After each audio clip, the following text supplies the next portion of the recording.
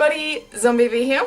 And Merry freaking Christmas, everyone. Birdkeeper Toby, I'm wearing your Alolan festivities shirt. So anyway, it's that time of year. What is my favourite thing to think about when the big man starts to do his trip? Presents. Because I'm materialistic like that. So I had a fun idea for a video, and I know the title is probably a bit ambiguous, but I thought of 10 things that I wish existed at this time of year. No, I'm not talking dragons and the ability to live somewhere without having to worry about rent. I mean specifically things like movie adaptations, game sequels, movie sequels, all the stuff. All the stuff. Things that have been touched upon before in the gaming and movie world, but we just need more. So apologies for the weirdness, and without any further ado, here are 10 Christmas wishes, 10 things, just 10... Let's go. So number 10, straight off the bat, is one that probably few people have actually heard of, and that is The Umbrella Academy. Comic books by Gerard Way, yes, the guy from My Chemical Romance, actually has fucking amazing imagination, and these comics, as emo as a whole sentence sounds, I just love it. You know when you know someone for a time, they come into your life and for whatever reason they leave again, and they leave behind something. Either they introduced you to a new movie series or a band and you adopt that and it becomes something that you love. That's very much the case for me in these comics. It's such an amazing series. It's got amazing artwork, very fleshed out characters, a very unique and interesting story, and everything is just freaking praiseworthy, and we need more, basically. It's high on the list though because it's tricky. I mean, yeah, I'd be down for just a 3rd edition, like, yes, but I thought it would be more interesting to think about maybe adapting it to a TV series or something, but again, it's tricky because the art style and it existing in this comic book world is perfect enough as it is, so what am I asking for? Maybe an Adult Swim weirdo epic animated series with the exact same art style? Gerard would have to be there hand-picking the voice actors and making it exactly that, but on the screen. This one is probably one of the most unlikely ones and one of the, most lesser known ones on this list. But I just had to put my voice out there and say, Gerard, what you have here, it's not complete. We need more. Number 9 is an Aquabats movie. If you're not familiar with the phenomenon that is the Aquabats and the Aquabats Super Show, I feel sorry for you. Get onto it or we can't be friends. They're a band and a superhuman monster fighting team that save the world and do skater punk music, and they're just the coolest group of weirdo adults. I love them. They're incredibly doobie doing it all, and they are just my absolute heroes in real life and in the show, and just... This is an Aquabat shirt, one of my most prized possessions. It is signed by the man himself. So hopefully that explains how much I just adore the existence of these guys. They're my favourite band and just group of people in the world. And the TV show is just the best. The B-grade monsters, the old school style, and just the retarded skater awesomeness that they throw into it. We need a movie. They've conquered all the other realms of awesomeness, music, TV show. A movie is kind of just the next step. And I'm not talking a big budget movie that sucks the life out of them and is annoying and not as good as the rest of everything. I'm talking just B-grade, in their backyard style, where maybe all the monsters from the series come together and make one big awesome monster, or I don't know. They touched upon their origin stories in season 2 and it's all over the place, so I'm gonna let them settle with that, but I don't know. Monsters. Just a neat little 1 or 2 hour package of acrobatic awesomeness. Get onto it. So number 8 is one that I'm sure a lot of people can back me on this one. And that is The World Ends With You. We need more. Oh my goodness, this game. I'll admit I came into it much later, only actually playing it this year, so I was late to the game. But it is so freaking imaginative and artistic and innovative and interesting and unique and amazing and awesome, and why is there only one? Being an older game on the original DS, it is limited by gameplay and graphics quality, things like that. And having games like Sun and Moon released this year, you can see how far handheld gaming has come in the last few years, and you can just imagine how good this would look. It's one of the most underrated games ever, and it needs either a re-release or a sequel or a reimagining. It would just look amazing. The characters are actually in Kingdom Hearts Dream Drop Distance, so you can see how they look in 3D models, and I just want to see an entire game of this. There's a market out there of fans who want to play more of this, so get onto it. business people. So number 7 is a sequel for both Monsters Inc. and Spirited Away. This one comes under a weird category as they're both clearly very different movies. Probably odd that I put them on the same entry. But when you start thinking about the sequels that could be made to these movies, a lot of similarities start popping up. I am usually never one for sequels. I always think that they're just kind of cash grabs and they take away the quality from the first. A perfect thing doesn't need to be extended upon. But enough time has passed and the possibilities for the sequels are just something that you can't deny. Think about it.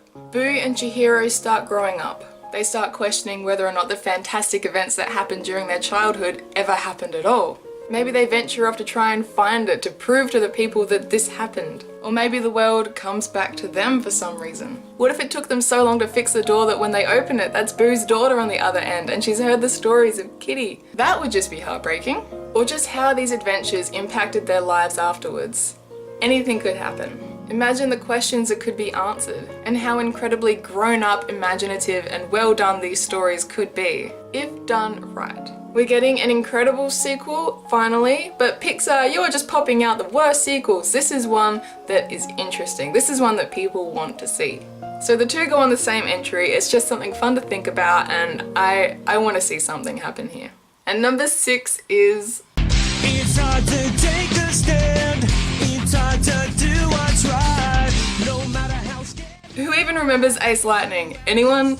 This show defined my after-school life for a lot of my upbringing. And revisiting it in recent years, yes, I remembered every word to the opening and I remembered all the characters, and this show, just this fucking show. So if you don't know, it's an old as fuck kid show about Ace Lightning, a game character who comes into the real world. Ace Lightning is the hero and Lord Fear and his cronies are the bad guys that take up residence in the local carnival. Pretty simple, really. If I had made this video a while ago, something like the Power Rangers movie or a Digimon reboot would be on this list. They happen to actually exist. So next on my list from my childhood that I want to see reimagined in a more grown-up way is Ace fucking Lightning. So what am I proposing here? The perks of being an older series and that it's based on game characters is that it's excused for the questionable graphics. But imagine how it would look these days, and especially if Lord Fear was actually a threat, if he took up residence in a huge carnival. There could be a subplot where Team Skull-like ruffians approach him and like, yeah man, we're gonna be on your side, and they get up in clown gear and they become like the grunts. This is just to satisfy my Rob Zombie-esque love of clowns. But really, it needs to be much more grown up. It could be a TV series or a movie reimagining, but the game characters have come to life again. They're trying to stop Lord Fear and whatever bullshit it is that he's trying to do. It could be actually scary, grown up, mature, intense, awesome. It's Ace fucking Lightning. The characters were expanded upon a lot in the show, and I just think it could translate so well to a reboot.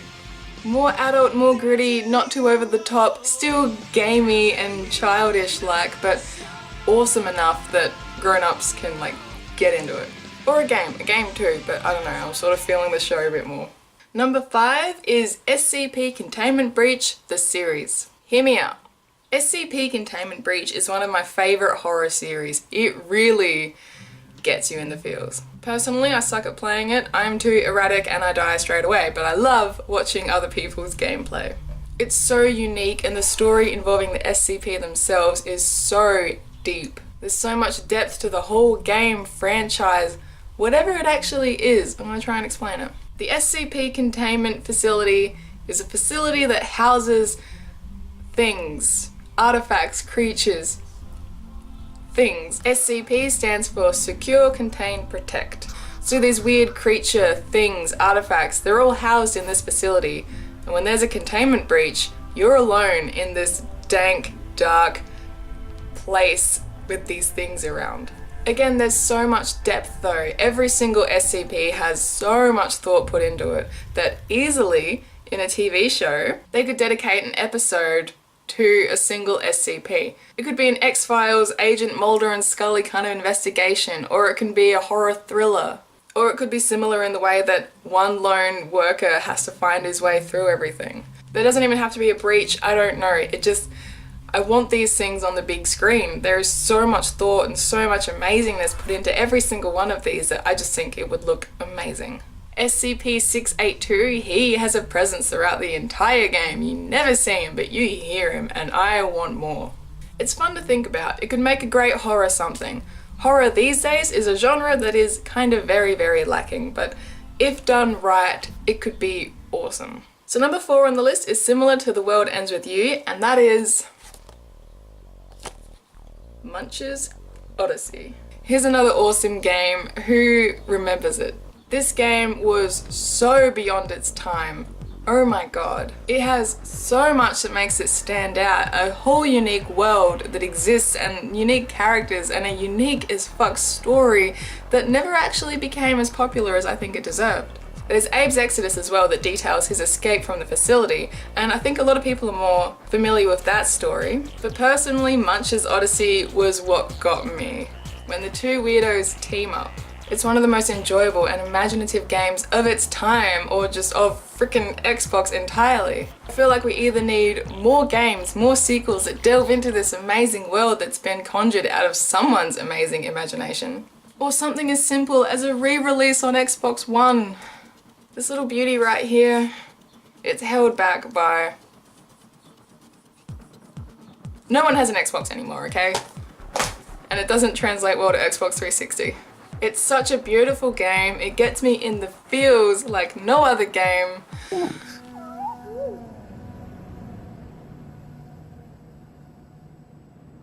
But nobody sings back.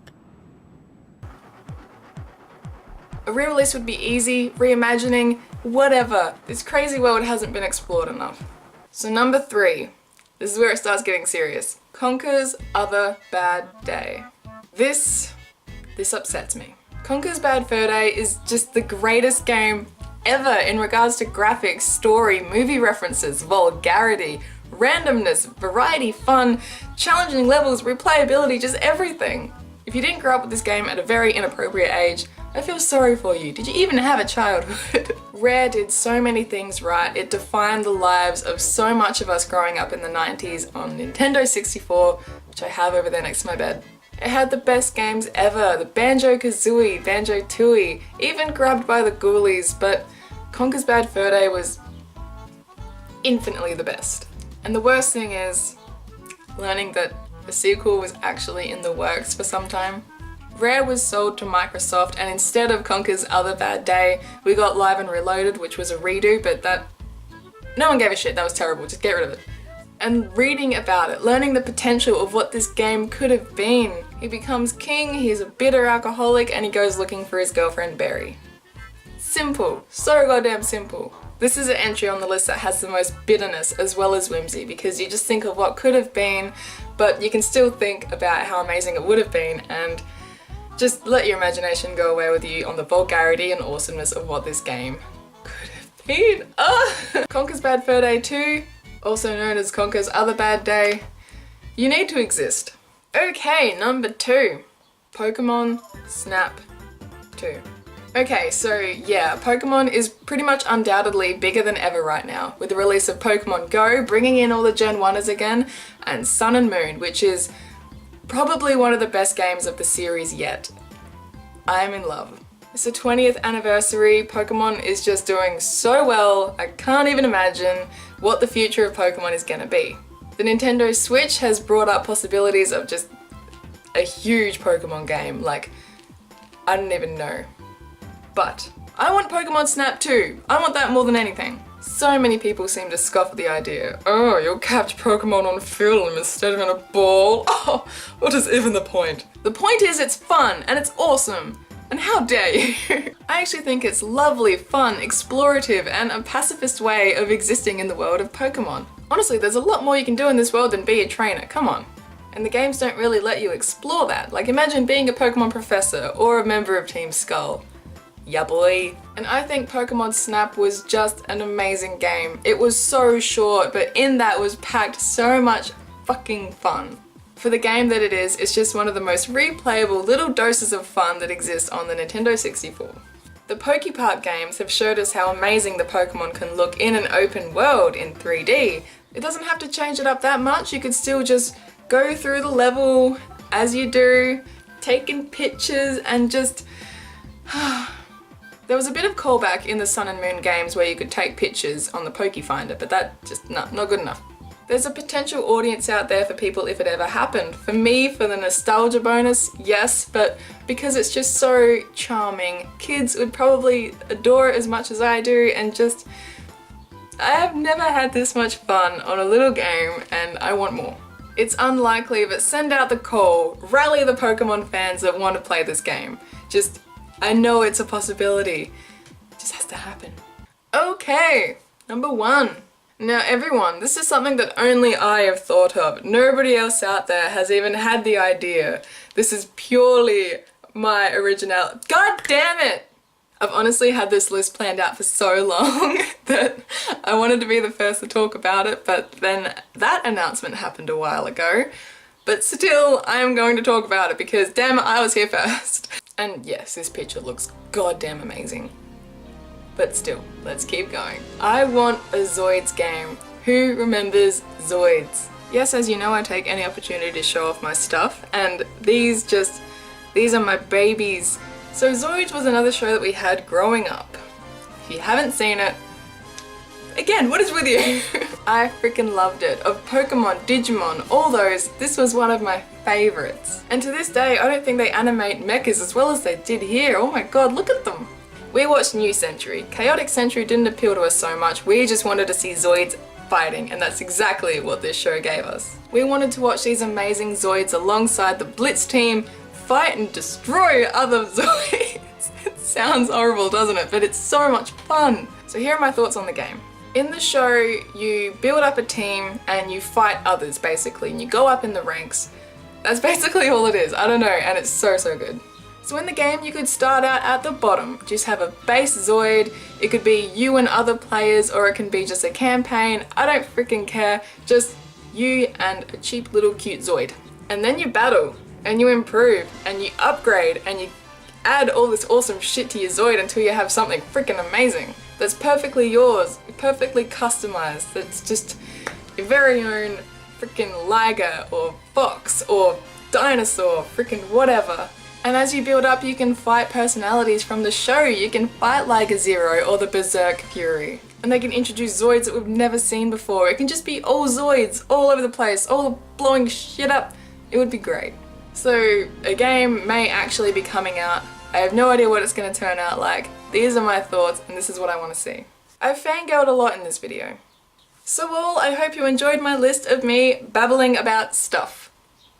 Thank you all so much for watching. I hope you enjoyed, and I really want to hear about the kinds of things that you guys wish existed. My dog just sighed. What other movies or games or sequels or whatever do you want to see come to light? Even just a book adaptation that you think would make a freaking awesome movie series like Harry Potter, Lord of the Rings. Come on, books. It's really fun to think about. This is one of my favorite videos. So fun but bittersweet just because they may never exist. So please comment away, like, subscribe, all that fun jazz, and I love you all. Merry Christmas. I'll see you in the next video. Mwah.